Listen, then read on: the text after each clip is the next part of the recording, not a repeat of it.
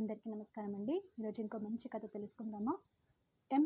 బిందు మాధవి గారు రచించిన 'ముఖ చిత్రం' అనే కథను విందామా?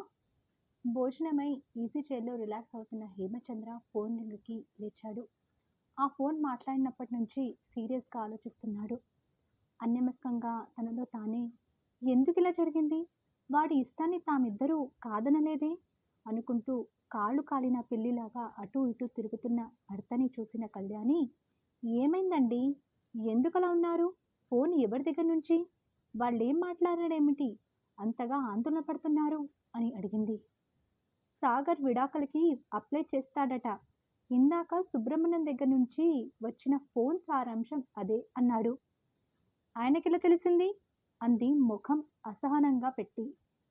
సుబ్రహ్మణ్యం కొడుకు మనవాడు ఫ్రెండ్స్ కదా, వాడితో చెప్పాడట. అయినా వీడికేం తీపరం? కావాలని కోరి చేసుకున్నాడు కదా. జీవితం అంటే 4 రోజులు వేసుకొని నచ్చలేదని అవతల పారేసే షర్ట్ కాదు. అంత తేలిగ్గా తీసుకునే విషయమూ కాదు. వాడు ఆ అమ్మాయిని మనకి చూపించి, ఈ అమ్మాయిని తప్ప ఇంకొకరిని చేసుకోను అని కరాఖండిగా చెప్పినప్పుడు 1కి 2 సార్లు ఆలోచించు. ఒకసారి చేసుకున్నాక కష్టమైన సుఖమైన చివరిదాకా వాళ్లతో సర్దుకు బతకటం నేర్చుకోవాలి అని మనమిద్దరం చెప్పాం. ఆ అమ్మాయి నా కొలీగ్. 4 ఏళ్ల నుంచి చూస్తున్నాను. అన్ని విషయాల్లో నాకు తగిన వ్యక్తి. తన వేషభాషలు, మాట తీరు అన్నీ నాకు నచ్చాయి. అన్నిటికంటే ఎక్కువగా ఒకే లైన్ ఆఫ్ వర్క్‌లో ఉన్నాం. జీతాలు ఇంచుమించు ఒకటే. ఇద్దరం ఎన్నో విషయాలు షేర్ చేసుకోవచ్చు అని బోడి కబుర్లు చెప్పాడు. ఇప్పుడు అవన్నీ ఏమయ్యాయో? అయినా తల్లిదండ్రులం. ఇంత ముఖ్యమైన విషయం మనకి చెప్పకుండా ఎవరికో చెబితే వాళ్ళొచ్చి మనకి చెప్పడమేమిటి? అన్నాడు ముఖాన గంటు పెట్టుకొని హేమచంద్ర.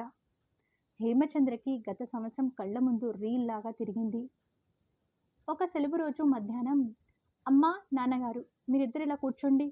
మీకు ఒక ముఖ్యమైన విషయం చెప్పాలి. అమ్మ ఎప్పటి నుంచో నా పెళ్లి గురించి కంగారు పడుతుంది.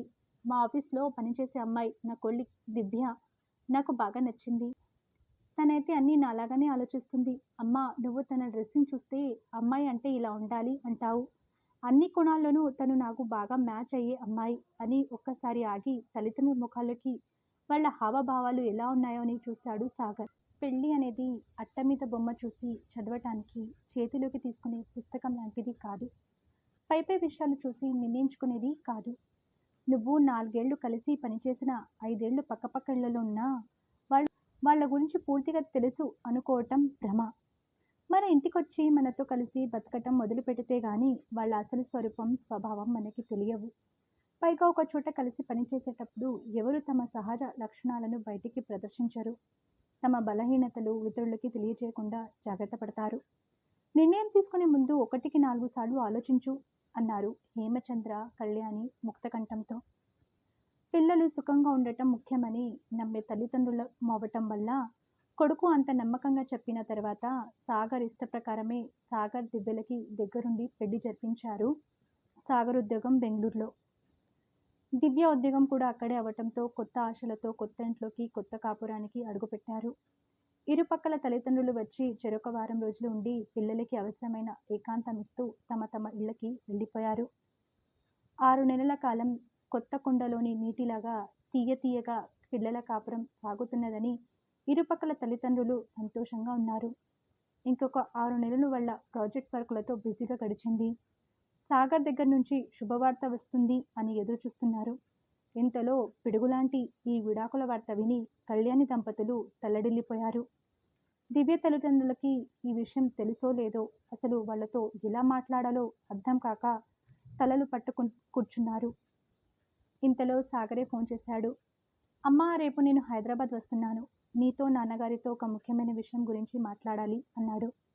దివ్య కూడా వస్తుందా అని అడిగింది కళ్యాణి మనసులోని సందేహం తీర్చుకోవటానికి.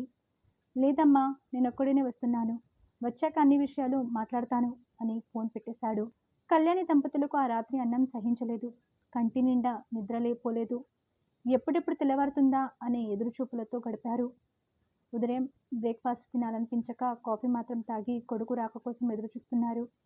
మధ్యాహ్నం 12కి వచ్చిన కొడుకుతో, ఏమైందిరా, ఎందుకింత హఠాత్తుగా వచ్చావు? ముఖ్యమైన విషయం అన్నావు, ఫోన్లో చెప్పొచ్చు కదా వర్కింగ్ డే రోజు పరిగెత్తుకొచ్చేటంత అర్జెంటు విషయం ఏముంటాయి? మీ ఇద్దరి ఆరోగ్యాలు బాగానే ఉన్నాయా? అసలు తిండ్లు తింటున్నారా? Office work, targets, project launching అంటూ ల్యాప్టాప్లకి అతుక్కుపోతున్నారా? ఉద్యోగాల్లో సమస్యలేం లేవు కదా? అన్నారు ఇద్దరు ఏమీ తెలియనట్టు. అమ్మా, ముందు అన్నం పెట్టు. నీ చేతి వంట తిని ఎన్నాళ్ళైందో. భోజనమయ్యాక మాట్లాడతాను. రుచికరమైన భోజనానికి మొహం వాచినట్టుంది అన్నాడు సాగర్ అక్కడున్న న్యూస్ పేపర్ చేతులకి తీసుకుంటూ. బ్రేక్ఫాస్ట్ తినే మూడ్ లేక ఏమి తినకుండా ఉదయం నుంచి కొడుకు కోసం ఎదురు చూస్తున్న కళ్యాణికి ఒక్కసారిగా ఆకలి గుర్తుకొచ్చింది. గబగబా వెళ్ళి కొడుక్కి ఇష్టమైన వంట చేసి భోజనానికి పిలిచింది. కొడుకు ఏం చెప్తాడో అనే ఆదుర్తతో వాళ్ళు సంభాషణ ఎలా ప్రారంభించాలా అనే సందేహంతో సాగర్ డైనింగ్ టేబుల్ దగ్గర నిశ్శబ్దంగా అన్నం తినే పనిలో పడ్డారు. హాల్లోకి వచ్చిన తల్లిదండ్రుల్ని కూర్చోబెట్టి, అమ్మా నాన్న ప్రశాంతంగా వినండి. నేను దివ్య విడిపోవాలని నిర్ణయించుకున్నాం అన్నాడు దీర్ఘ నిశ్వాసం తీసుకుంటూ. అంత పరిస్థితి ఏమొచ్చింది? ఇద్దరు ఇష్టపడి అన్నీ ఆలోచించే పెళ్లి చేసుకున్నారు కదా. తనకి అసలు ఏ పని రాదమ్మా. వంట కూడా రాదు. చేయాలన్న ఆసక్తి లేదు. రోజు స్విగ్గీలో ఏదో ఒకటి తెప్పించుకో తింటుంది. ఎప్పుడు చూసినా ఫోన్ మాట్లాడుతూ ఉంటుంది. మధ్యలో పిలిస్తే నన్ను ఒక విలన్ లాగా చూస్తుంది. తన వర్క్ టార్గెట్స్, తన ఫ్రెండ్స్ తప్ప నేనంటూ ఒక వ్యక్తిని తన జీవితంలో ఉన్నట్టు అనుకోదు. నాతో ఏకాంతం, బెడ్ షేరింగ్ ఎప్పుడో తప్ప ఇష్టపడదు. తనని దగ్గరికి తీసుకోవాలని ప్రయత్నిస్తే చిరాగ్గా ముఖం పెడుతుంది. పోనీ తనని ఆ మూడ్లోకి తీసుకువెళ్దామని వీకెండ్స్లో సరదాగా ఏ పార్కో వెళ్దామంటే నువ్వు అడగగానే నీ వెంటపడి వచ్చేయాలా? నాకు ఇవాళ మూడ్ లేదు అంటుంది. నేను బాగా పని ఒత్తిడిలో ఉన్నప్పుడు బోర్ కొడుతుంది, అలా ఔటింగ్కి వెళ్దాం అని గొడవ చేస్తుంది. తను కూడా ఉద్యోగం చేస్తుంది. అందులో ఉండే కష్ట సుఖాలు తనకి తెలుసు. అయినా తన మాట సాగాలనే పంతం అని ఆగాడు. ఇవి మచ్చుకి కొన్ని అన్నట్టు. ఫ్రెండ్స్తో చాటింగ్లో నా గురించి ఏం చెప్తుందో తేమో. నన్ను కలిసినప్పుడు వాళ్ళల్లో వాళ్ళు సైగలు చేసుకుంటూ నా వంక చూసి నవ్వుకుంటూ ఉంటారు. కొడుకు చెప్పింది విని తల పంకించింది కళ్యాణి. మేము నీకు ముందే చెప్పాం. పెళ్ళి అంటే పైపై మెరుగులు చూసి నిర్ణయాలు తీసుకోకూడదు. అనేక విషయాలు ఆలోచించాలి అని. నీకు గుర్తుందా? చిన్నప్పుడు మనం ఇంట్లో తెప్పించే వారపత్రిక కవర్ మీద బొమ్మ చూసి నువ్వొక రకంగా, బామ్మ ఇంకొక రకంగా మొఖాలు పెట్టేవాళ్ళు. దేవుడి బొమ్మ వస్తే ఆవిడ సంతోషపడేది.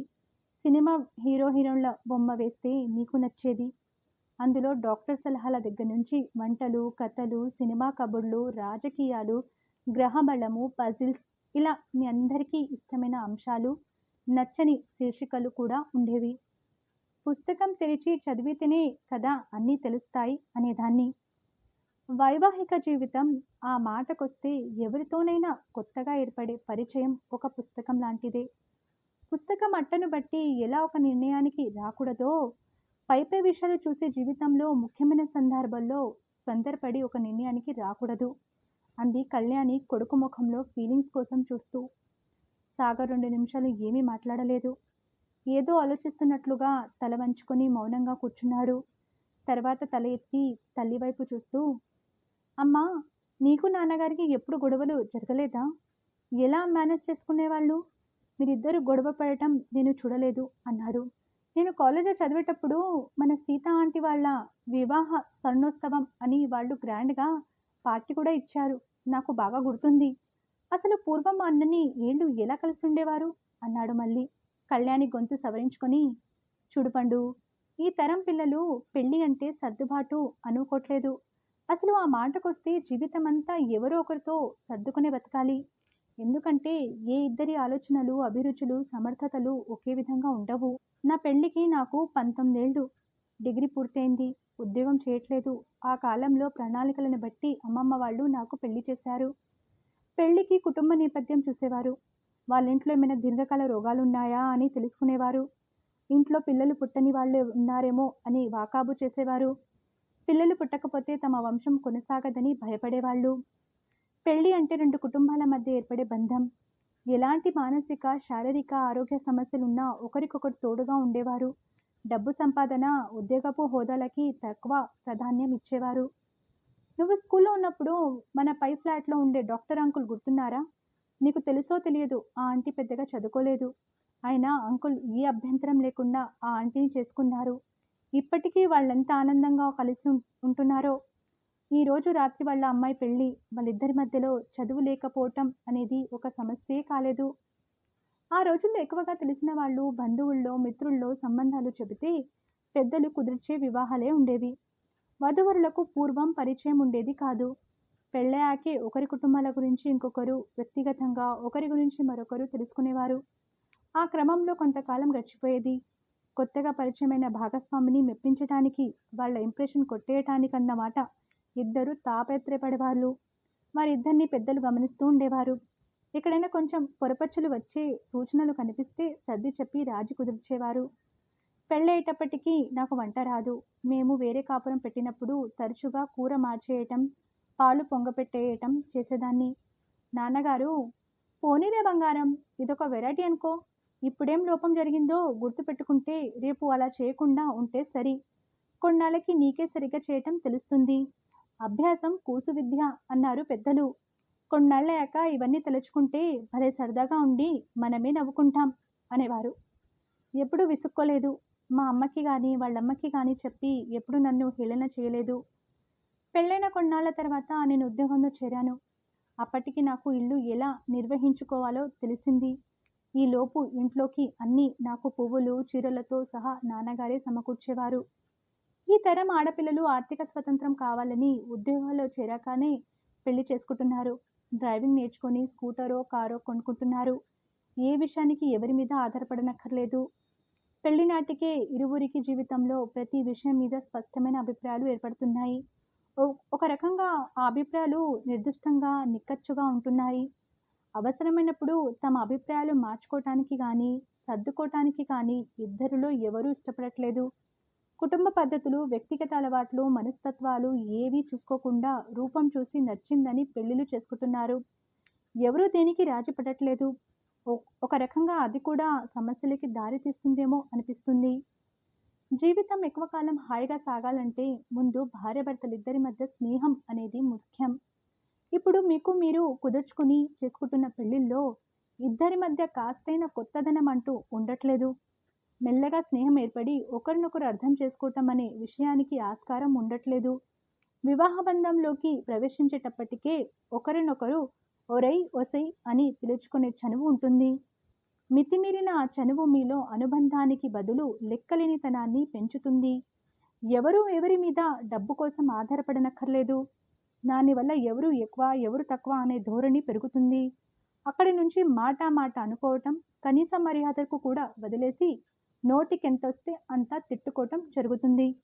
మా రోజుల్లో పెద్దవాళ్ల ముందు కొన్ని మాటలు వాడకూడదు అనే సభ్యత పాటించేవాళ్ళం. అందుకే ఎంత కోపం వచ్చినా హద్దు దాటేవాళ్ళం కాదు. ఒకవేళ పరిస్థితి అదుపు తప్పుతుంది అని పెద్దలు గమనిస్తే అమ్మాయిని అలా సినిమాకి తీసుకెళ్ళమనో, ఇద్దరు కలిసి గుడికెళ్ళి రమ్మనో పంపించేవాళ్ళు. భర్తని ఎలా ఆకట్టుకోవాలో అమ్మాయికి చెప్పేవాళ్ళు, అమ్మాయిని ఎలా జాగ్రత్తగా చూసుకోవాలో అబ్బాయికి చెప్పేవాళ్ళు. ఒకసారి ఒకరిది పైచేయి అయితే ఇంకోసారి ఇంకొకరిది అయ్యేది. అది లొంగుబాటు తనమనో, బానిసత్వమనో అనుకోకూడదు. పట్టు విడుపు తెలియటమే ముఖ్యం. మనిషి ఆవేశంగా ఉన్నప్పుడు మాటలు, చేతలు తప్పుదారిలో వెళ్తాయి. అందుకే కోపం తగ్గే వరకు కాస్త సంయమనంతో మౌనంగా ఉండి, ఆ తర్వాత మాట్లాడుకుంటే అనర్థాలు జరగవు. అప్పటికి అవసరం అనిపిస్తే పెద్దవాళ్ల సహాయం కోరవచ్చు. అలా బతికాం కనుకనే మా వైవాహిక జీవితం మరొకరి చేత వేలెత్తి చూపించుకోకుండా ఇన్నేళ్లు నడిచింది.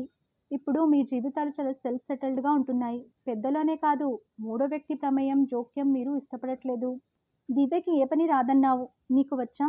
ఆ అమ్మాయికి వంట చేతకాకపోవచ్చు కానీ, ఇల్లు నీట్‌గా, అందంగా సర్దే నేర్పు ఉండొచ్చు. ఫోన్‌లో ఎక్కువసేపు మాట్లాడుతూ ఉండొచ్చు కానీ, ఫైనాన్షియల్ ప్లానింగ్ బాగా తెలిసి ఉండొచ్చు. తన బలం తెలిసిన చోట నువ్వు పొగడటం నేర్చుకోవాలి. బలహీనతను అర్థం చేసుకొని సర్దుకుపోగలగాలి. అలా ఆ అమ్మాయి మనసు గెలుచుకోవాలి. నీ విషయంలో ఆ అమ్మాయి అలాగే ఉండాలి. ఇద్దరిలో ఎవరి వల్ల తప్పు జరిగినా వేలెత్తి చూపించడం కాక, వేలందించి ముందుకు సాగటం అలవాటు చేసుకోవాలి. మానవ సంబంధాలు అనేవి ఎంతో సున్నితమైన బంధాలు. చాలా జాగ్రత్తగా కాపాడుకోవాలి. ఆ విజ్ఞాత, నేర్పు ఉన్న వాళ్ళ జీవితాలు చిరకాలం బాగుంటాయి. ఇప్పుడు ఆవేశంలో విడిపోవాలనుకుంటున్నారు. సరే, ఇలాగే ఒంటరిగా ఎప్పటికీ బతకలేవు కదా. రేపు ఇంకో అమ్మాయిని చేసుకుంటే ఆ అమ్మాయిలో మాత్రం నీకు నచ్చని విషయాలు ఉండవనే గ్యారంటీ ఏముంది? అందుకే తొందరపడకు. ఇంకాస్త టైం తీసుకొని మరోసారి మాట్లాడి అప్పుడు నిర్ణయం తీసుకోవచ్చు. ఇంతకీ నువ్విక్కడికి వస్తున్నట్టు దివ్యకి చెప్పావా? అసలు ఉద్యోగపు ఒత్తిడులు తప్ప మీ తరం పిల్లలు పెళ్ళి అయ్యాక మనసు విప్పి స్నేహంగా ఎప్పుడైనా మాట్లాడుకుంటారా? తను చిరాకుగా ఉన్నప్పుడు నువ్వు ఒక అడుగు ముందుకేసి, చాలా పోయావు, కాసేపు రిలాక్స్ అవ్వు, నీకోసం ఇవాళ ఈ వంట చేశాను అని చెప్పి చూడు, ఎంత మార్పు వస్తుందో. పొగడ్తకి ప్రేమకి పడని వాళ్ళెవరుంటారా అంటూ కళ్యాణి దంపతులు కొడుక్కి నచ్చచెప్పి, ఇంకొన్ని రోజులు వేచి చూడు, అప్పటికి కలిసి ఉండలేమనిపిస్తే అప్పుడే ఆలోచించవచ్చు అని తాత్కాలిక పరిష్కారం చెబుతూ కొడుక్కి కౌన్సిలింగ్ చేశారు. ఇలా ఎవరో ఒకరు చెప్పకనే ఈ కాలం పిల్లలు ఈ గోలతో జీవితాలు పాడు చేసుకుంటున్నారు. చదువులు ఎక్కువై సర్దుబాటు తక్కువ అవుతుంది. మనం అమ్మాయి తరపు అయినా అబ్బాయి తరపు అయినా పెళ్ళంటూ జరిగాక వాళ్ళిద్దరూ మన పిల్లలే. వాళ్ళ జీవితాలు బాగుండటం మనకి ముఖ్యం. జీవితం గురించి అనుభవంతో ఆలోచించగలిగిన మనం ఒక అడుగు ముందుకేసి వీలైతే జరగబోయే అనర్థాన్ని ఆపుదాం. పని జరిగినా జరగకపోయినా ప్రయత్నం అయితే చేసి చూద్దాం. అంతే మంచే జరుగుతుందని ఆశిద్దాం అనుకున్నారు ఆ దంపతులు.